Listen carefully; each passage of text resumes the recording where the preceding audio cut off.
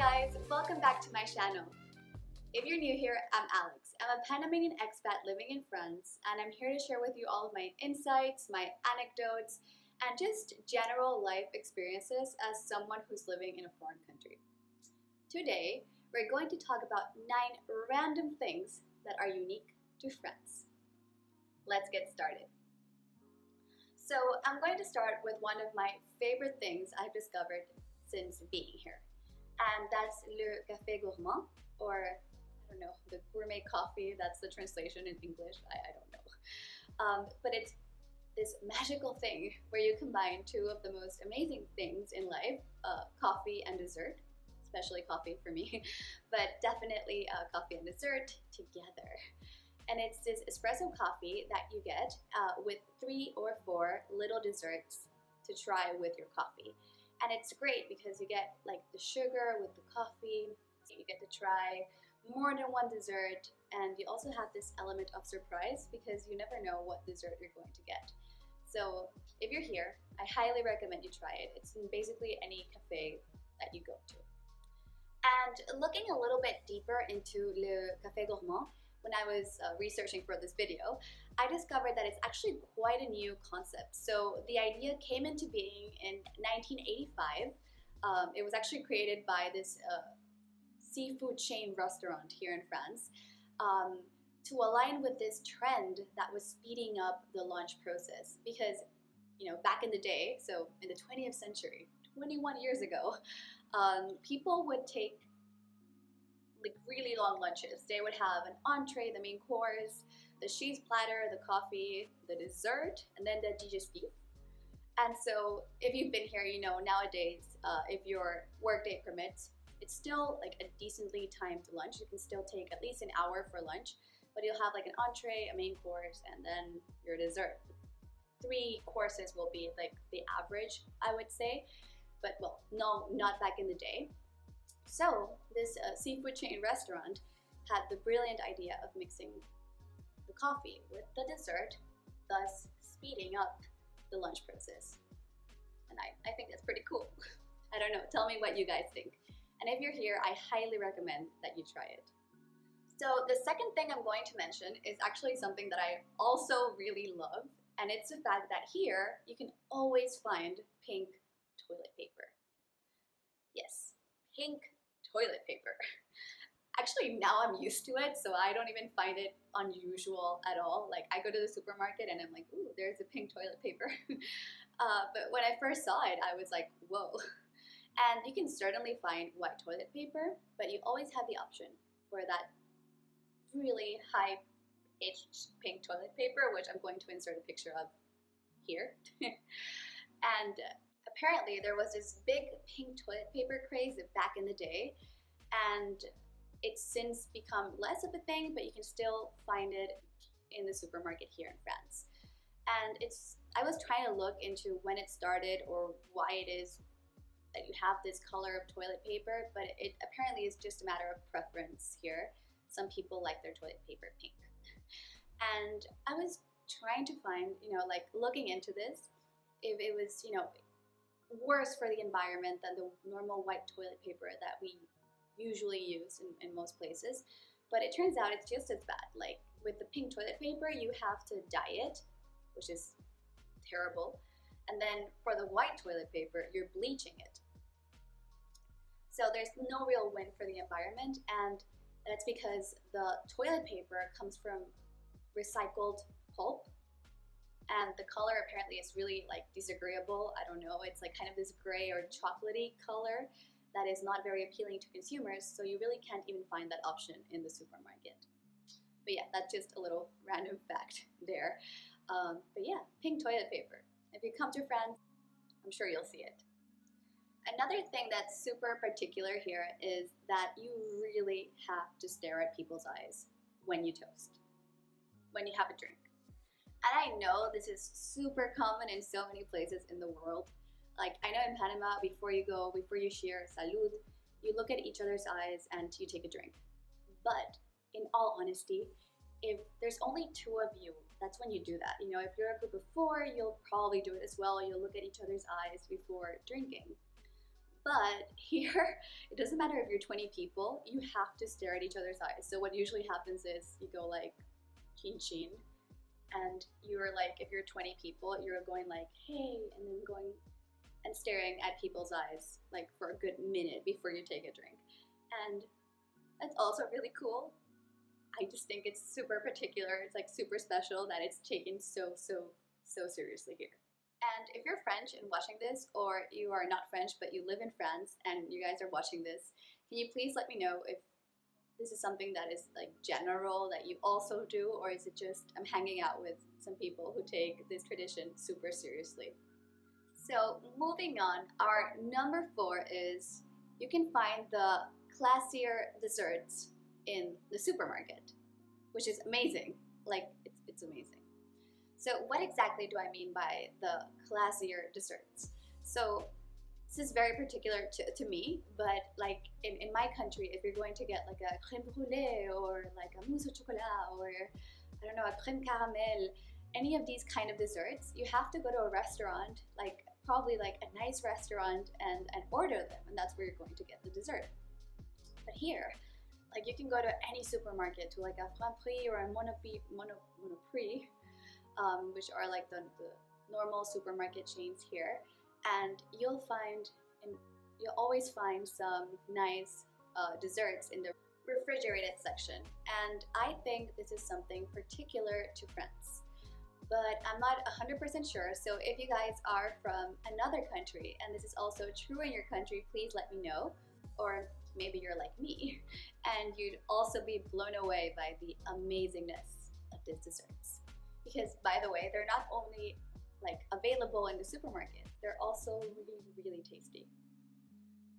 The next random unique thing that you can find in France is that the titles of books are printed in the opposite direction. So the opposite direction in the spine. And also, before I get into it, the opposite direction just for me, because this is not what I'm used to. I'm sure this is the norm for people here in France. But what exactly do I mean? So usually I know that in like the entire American continent and for sure in the UK, when a book is printed, the title of the book in the spine is printed in a way that if you're going to grab it from the bookshelf, it's really easy to read. So I've got myself an example of the book. And this is actually Troy by Stephen Fry. So good. Really recommend. And this one was published in the UK. So here, if you pretend this is the bookshelf, you can just read it and grab it off the bookshelf. You'll be able to super easily see the title and the name of the author. Also, if the book is facing up, it's also very easy to read the title. But in France, it's different. So here we have another book, Deep Learning in Action. This is not my book, it's my boyfriend's book. And here, if you see the title is written from the bottom up. And if you were to place the book facing up, the title is actually, let me show you, it's backwards. And that just really confused me when I was recently moving here. I'll show you, I'll put a picture of my bookshelf. And I was trying to organize the books to make them look pretty, and I couldn't figure out. It really took me a good like 10 minutes to realize that the spine was printed on the direction that I wasn't used to, because I kept trying to place the books one on top of the other, and then the French books were like looking the opposite direction. So that was a little bit trippy for me. And when I was researching this for the video, I was trying to find an exact reason why this is the way that books are published in certain parts of the world, or what was the origin of this. And I honestly couldn't get a concrete answer as to why this is the norm in France particularly. But I did get a couple theories in the internet, and apparently it has to do with how usual or how common books are.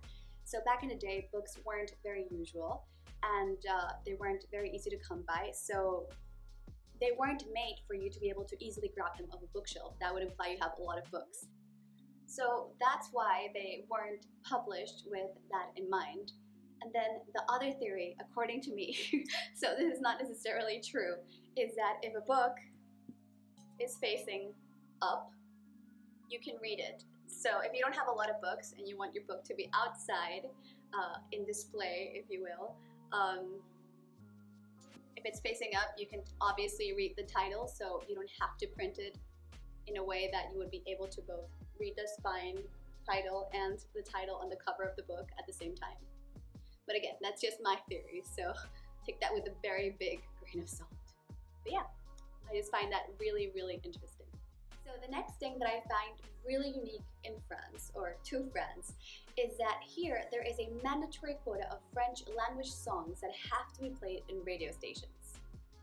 The quota varies depending if we're talking about a private radio station or a public one. In private radio stations, it usually is 35 to 40% of songs that are played in prime hours, so from 6 a.m. to 10 p.m. 35 to 40% of the songs have to be in French. And in the case of public radio stations, that quota is 50% of songs have to be in French, and they have to showcase a lot of new talent. What's even more particular about this is that it really is based only on the fact that you're singing in French. So, for example, if you have a French artist like, well, there's so many French artists, and I can only think of David Guetta right now, but if you have David Guetta, for example, and he's French, but many of his songs are not sung in French. Those songs would not participate in this quota. So moving on to our next random unique thing about France is that, did you know that the French don't eat their bread in a plate? They don't have a bread plate. They'll put the bread on the table. And before we get into this, before I explain a little bit more, I just think we have to take a moment to acknowledge the quality of the bread in this country. It's amazing. It's so good. So yeah, I just had to say that because honestly, I think you can never go back. After you've been here, you can't go back to eating like crappy bread ever again. And the bread that you thought was really good is suddenly crappy. So I have become spoiled. Thank you, friends. But yeah, and also, just important to say that if you haven't been here, the French really eat bread with everything, and I mean everything. It's happened to me, not every time, but sometimes, I like hamburgers. So I've ordered hamburgers and they gave me bread on the side to eat with my hamburger. And I don't know, I just find that, they really like their bread. So getting back to the actual item on our list, which is the French don't use bread plates. They put the bread on the table. First, I have to say it's just very different. It's not better or that's not worse. It just is. It's different. But if it's something that you're not used to, it can really cause some serious confusion. So I'll tell you my story and the first time I realized this. And that was on Christmas dinner, the first time I was going to meet my boyfriend's parents. So all of us are in the Christmas table, and obviously we get bread. And I had a minor anxiety attack because I grabbed the bread and then I could see that there was no bread plates for anybody else, but I couldn't figure out, it took me a moment to process that I just had to put my bread on the table, and I was just desperately for a minute there looking for the bread plate that obviously never was. But yeah, so if you've never been here or you've never been in this situation, just be warned, bread goes on the table. Our number 8 is that the French really, really, really like comics. They love comics. And I feel that if you ever studied French and you went to the Alliance Française when you, at some point in your life, or you had some contact with French cultural institutions in your country, this is something that is reflected even in the textbooks that you get, because you always hear about BDs, which are the typical French comics. And it's really cool because here it's not only children or teenagers or a niche group of adults that are reading comics. It's super widespread and it's super normal, and your typical adult will read comics. Even in the case of Japanese manga, 40% of Japanese manga exports to Europe are based solely in France. And even things that are considered too niche to be usually exported from Japan are actually, like, they have an audience here in France. So yeah, pretty cool. And I'll just say that a couple days ago I was walking from Notre Dame to my house, and it's just like a straight line, and just that walk, you know, it's like a 20-30 minute walk. There were like 5 proper comic book stores, and like I didn't even go to like any other street, I just went straight. So yeah, like if you like comic books, this is definitely the place to come and explore that. And that's it. So the last item I want to talk about is actually not unique to France. Sorry guys. It's the standard in Europe, and I should have noticed when I lived in Czech Republic, so that's my bad. But yeah, it's the standard in Europe, but it's definitely not the standard in Panama, and it's definitely not the standard in the United States and in Canada. So growing up, I was used to always seeing the eggs and the milk in the fridge. They were always refrigerated when you bought them, and they were clearly always refrigerated once you took them home. So here, that's actually not what happens. Both eggs and milk are purchased outside of the fridge, and it has 100% to do with the way that they are processed, how the food is processed and made ready for consumption. In the case of eggs, this is linked directly to the unfortunate conditions in which these animals live and lay the eggs, which is in really, really tight conditions, usually with factory farming. And this makes the eggs super prone to get a lot of bacteria, including salmonella. So how different places deal with the salmonella is what makes eggs either be refrigerated or not. In the case of Panama, what happens is that after you collect the eggs, they go through a really, really hot bath, and that takes away any bacteria. But then the egg is left without the cuticle that protects it, so it's now wide open to other kinds of bacteria, and this is the reason why it has to be kept in cold conditions. Here in Europe, that method is actually illegal. So what you are supposed to do here is that all chickens are vaccinated before they reach the egg-laying stage of their lives, and then you prevent any possible case of salmonella. So in the case of milk, it all depends on how you pasteurize it. So in Panama, the way you pasteurize milk, and in the US and Canada as well, how you pasteurize milk is that you submit it to really, really hot temperatures for an extended period of time. And then you kill all the bacteria, but you have to keep it in the fridge. And it has a very short shelf life. Here in Europe, they pasteurize it at even higher temperatures, but only for 3 seconds, which makes it more shelf stable. It has a longer life, and it can last like even 6 months in room temperature. However, there is apparently, I don't know, I don't drink milk or cow milk, but there is a very big difference in flavor. So milk that is pasteurized like in Panama or like in Canada is much sweeter than European milk. So if you do drink milk, that would be kind of an interesting thing to experiment with, which one you like more. So yeah, differences in food here in France and Europe versus Panama.